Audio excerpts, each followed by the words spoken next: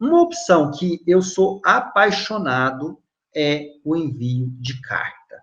Eu sou apaixonado, isso aqui dá um resultado fantástico. É comum as pessoas ligarem no consultório, ligarem na clínica para agradecer a carta que ela recebeu. É muito interessante isso aqui. Porque as pessoas normais, pelo menos as pessoas normais, elas gostam de receber cartas não comerciais. Ninguém gosta de receber carta comercial. Propaganda, carta cobrando, carta convidando você para comprar alguma coisa, ninguém gosta. E aí, quando alguns dentistas têm aquele hábito de, não, eu mando no aniversário, eu mando no Natal. Você e todo mundo manda no Natal. Você e todo mundo manda no aniversário. Eu, no meu aniversário, eu recebo umas 20 cartas. Mas qual que eu dou atenção? A concorrência aumenta durante o aniversário. Por que você não manda todo mês para o seu cliente, se você gosta do seu cliente, se ele é importante para você? Por que você não manda todo mês para ele uma carta? Que ele vai ficar feliz, que ele vai lembrar de você, que não tem como quase ele não abrir, porque todo mundo que recebe uma carta abre. Eu nunca vi uma pessoa receber uma carta que não é carta comercial e não abrir a carta para ver o que tem dentro. Eu nunca vi alguém não receber uma carta. Eu também nunca vi, eu nunca tive uma reclamação de uma pessoa que falou, pô, Éder, você me manda carta. Nunca. As pessoas, muito pelo contrário, elas ligam agradecendo. E o que a gente pode colocar dentro desse conteúdo? O que a gente tem que colocar dentro dessa carta para fazer feito? Olha, você tem que colocar qualquer coisa que não seja vender odontologia. Você não tem que falar que o clareamento a laser do seu consultório é fantástico. Você não tem que falar que você tem um produto novo que você comprou. Você não tem que falar nada disso, porque tudo isso o paciente vai falar, ele está querendo só me vender alguma coisa. Agora, manda para ele, por exemplo, dica de alimentação. Faz um paralelo para ele, fala assim, poxa, alimentação, alimentos ácidos podem interferir na sua sensibilidade dental. Pode aumentar a sua sensibilidade. Ou então fala para ele sobre manutenção de saúde bucal. Fala para ele sobre prevenção do mau hálito. Todo mundo se interessa por prevenção do mau hálito. Aliás, esse assunto, prevenção da halitose, quando eu mando, assim, o feedback é muito positivo, dá um pico de feedback, porque todo mundo se preocupa com a halitose.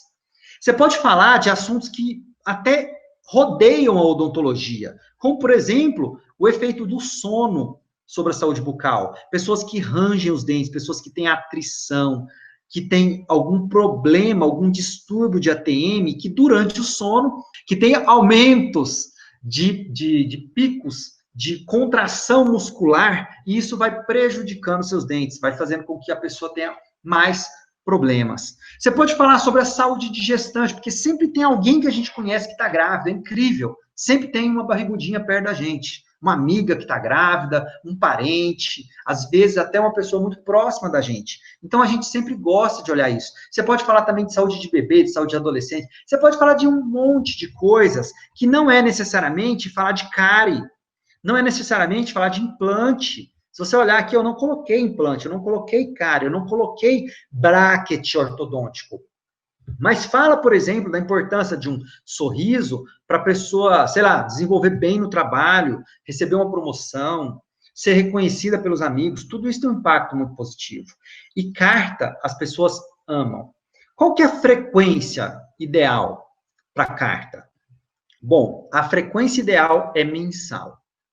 Ou seja, todo início de mês envia uma carta. E é ideal que você tenha um período específico para enviar. Por exemplo, se eu vou enviar só no início do mês, só no início do mês. Eu vou enviar só no dia 15, só no dia 15. Eu vou enviar só no dia 25, só no dia 25. Porque o paciente vai se acostumando a receber a sua carta naquele dado mês. E se você me perguntar como é que eu sei disso, eu fiz um teste de propósito e num dado mês eu não enviei carta. Teve gente que ligou perguntando se eu tinha enviado a carta porque ele não recebeu. E pode parecer incrível isso, mas as pessoas estavam acostumando-se a receber as cartas mensais. E é muito interessante isso. Você imagina o impacto que isso aí está gerando na clientela. Imagina o impacto. E outra informação que é muito importante para você é o seguinte: quantas cartas eu tenho que enviar? O que eu indico para você é, para cada cadeira que você tem, envia 50 cartas. Ou seja, para 50 pessoas. Para cada cadeira, 50 pessoas. Porque se você enviar muita carta para todo mundo, pode ser que você não dê conta de suportar o atendimento daquelas pessoas. Isso pode acontecer com você. Se você enviar para toda a sua base, pode muvucar o seu consultório de tanta gente. Isso também não é bom. Lembra que eu falei que quantidade não é um bom indicador. O indicador é a lucratividade. Então, é inteligente selecionar para quem eu vou enviar. Não envio para todo mundo. Eu não envio para todo mundo. Envia para grupos. Como selecionar o grupo? Qual que é o grupo ideal para mandar? Como que eu seleciono o grupo? Existe uma regra, talvez você já tenha ouvido falar, eu já falei sobre isso já, chama-se Lei de Pareto. Lei de Pareto. Pareto foi um matemático italiano, Valfrido Pareto, da década de 1910, e ele recebeu de um outro amigo dele a homenagem. Não foi o Valfrido Pareto que criou a lei de Pareto, não. Foi um amigo dele e homenageou ele. Muita gente acha que foi o Pareto, mas não é. Foi um amigo dele. E ele fez basicamente o seguinte, ele fez um estudo, ele descobriu que 80% da riqueza da Itália, daquela época, estava na mão de 20% da sociedade italiana. E ele achou aquele número interessante. E aí ele começou a pesquisar em outros setores para ver se aquela proporção batia. E a conclusão dele foi que bateu. Por exemplo, hoje, 80% dos acidentes automobilísticos acontecem em 20% dos lugares. Olha que informação louca. Interessante isso. 80% da sua lucratividade concentra-se em 20% de seus pacientes. Olha que informação boa. E quer outra informação melhor ainda? 80% dos seus problemas concentram-se em 20% de causas, em 20% de pacientes, em 20% de atitudes que você está tomando errado. Porque, assim, óbvio que a gente tem 100% e a gente tem que, o que eu faço primeiro? Como que eu priorizo? Eu tenho 100% de coisa para fazer. Como que eu priorizo? Prioriza o Pareto, aqueles 20% que geram mais resultado para você. Então, quando a gente aplica o Pareto nos pacientes, explica o início da aula, onde eu falei que a gente pega uma clínica que tem 10 mil de faturamento e no mês seguinte ela aumenta 20%.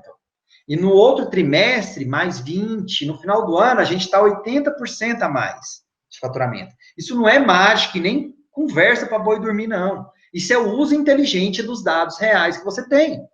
Você tem esses dados aí. Pega teus 20% de paciente. Pega teus 20%, aqueles que dão mais lucro para você. E aí, não necessariamente eu estou falando em lucro, dinheiro.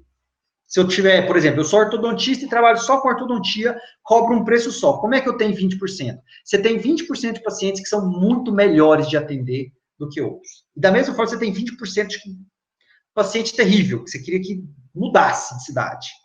Todo mundo tem esses pacientes aí. O que você tem que fazer? Você tem que priorizar esses pacientes que são os melhores, que você quer eles ali. Os seus 20%, os seus Pareto.